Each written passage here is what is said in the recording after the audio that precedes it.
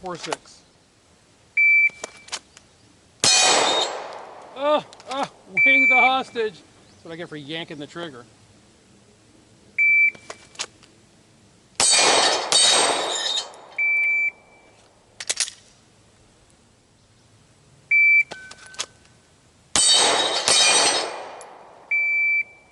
Two 5/8.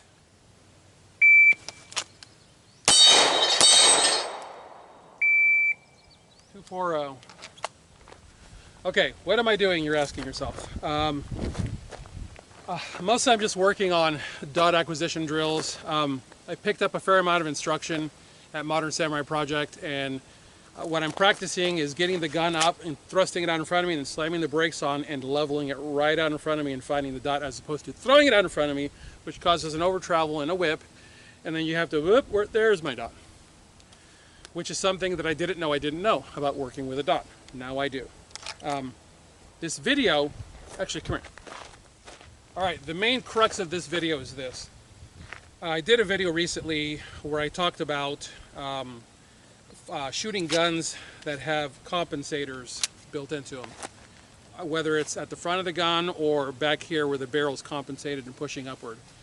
And I said that I don't like compensated guns because when you're fighting in the hole, a compensated weapon can blind you. It's a fact. This is not like an abnormism, it's a fact. And what it boils down to is, anyone who's ever done combative training knows that you could end up in this position right here, or doing this thing. I've done it many times. It overpressured the piss out of me. I hated it. My eyes, literally my eyes hurt the worst. My whole face hurt, but my eyes hurt the worst for days. Blinking was painful. Those of you who have been in martial arts and you've been clocked a bunch of times, you understand where I'm coming from. You take a bunch of strikes to the face and everything hurts. Same thing happens when you're shooting targets up close. Everything hurts. The bigger problem is this.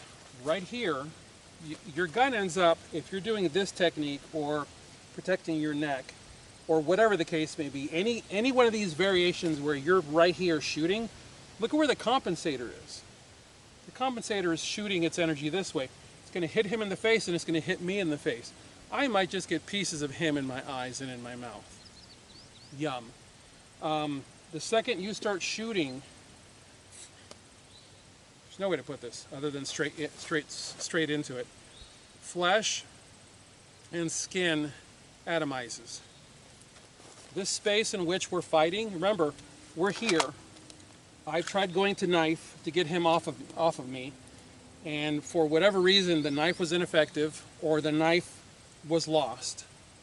And now as the knife leaves, I have no other option but to, the knife is gone, and I have no other option but to go to gun. And I start shooting at this guy. And it peels him off. Yeah, oh yeah, it will peel him off. But now I've sprayed a bunch of him onto me. I have also compromised my vision. I've most definitely compromised my hearing, because as that blast comes up, it seeks the path of least resistance, which is right up your nose. And this is connected to this, which is connected to your eyes, which is connected to your ears and your throat. And your entire face goes... Guys, you think I'm making this up, but I'm telling you I'm not. And the people who have done combative training with firearms understand this. And, when you train with ShivWorks, and I have not had the privilege of training with ShivWorks yet. Craig, I'm trying to get a hold of you, man. I've sent emails. They've gone unresponded to in the past. I'll try again. You train with ShivWorks, and what do they tell you? Do not float the gun. Be in control of the gun. Be aware of where that gun is pointing. Don't be floating the gun to get shots on this guy, because you will inadvertently miss and hit somebody downrange as the gun glances off. So you must responsibly be working here with that gun as you're trying to get this guy off of you. Meanwhile, you're doing this. And people say, well, all you have to do is turn your weapon sideways. No, what was it? Just, yeah. Just turn your weapon sideways, or simply turn your weapon. Really? If this guy is hitting me, there is no just or simply about that conversation. And my absolute personal favorite, and you guys are lucky that I have self-control, because I'm not putting your comments with your actual social media handle attached to it, because I will. I will, but I'm choosing to be respectful. So many of you have basically, just this morning somebody said, what was it? You're late to the party, pal. You're late to the party, pal. The vast majority of manufacturers are putting out guns with compensators now. Get with the program or something like that. And I thought, so what you're basically saying is get on that cow path with everybody else. The vast majority of people who are now shooting are shooting competition world. And the competition world is as fast as possible with a combination of misses and time aggregated together to get your score. The world that I come from is you don't pull the trigger unless you are fairly certain that your round is actually going to hit what you're aiming at. And missed rounds have dire consequences. And the third thing is, if you've ever trained fighting in the hole as I have, you will fully understand you do not want to mix a compensator into that world. Dude, frankly, I would rather have a highly ineffective muzzle device screwed to the end of my gun just to absolutely ensure that all the energy goes that way. But the problem is, even that would eventually end up getting twisted and some of the energy might come back at me. The point that I'm getting at is this. This is the most unpredictable world you can get tied up in a gunfight. Why in the world would you throw the extra variable into it of having a compensator, whether it be here at the front of the gun or here on the barrel and in the slide area, where even at an angle it will kick at you? Remember, guys, I've been to classes where people with compensated pistols did this technique close on the rubber dummies, and the comments were made and were captured on camera, and out of respect to those students and out of respect to the instructor, I chose not to show those video clips. But I'm telling you, I've seen it. I've seen the after effects. And as I'm standing here telling you this, please take it as gospel. You're welcome to ignore it, and I really, frankly, don't care if you take it and ignore it. But if you take it and listen to it, take the knowledge and recognize Abner's been through 85 professional classes. This does not count any of the stuff that I did as a cop. That's garbage. All that is checkbox training. 85 professional classes, some of which as a cop, never realizing how much I didn't know that I didn't know as a cop. But the vast majority of it as a privately armed citizen after 2011 when I left law enforcement. And it has blown my mind how much I didn't know as a cop. That now I know, ironically. And one of the greatest of which is once you start fighting in the hole, which is in this environment right here, in the arm's length, the arm's length span.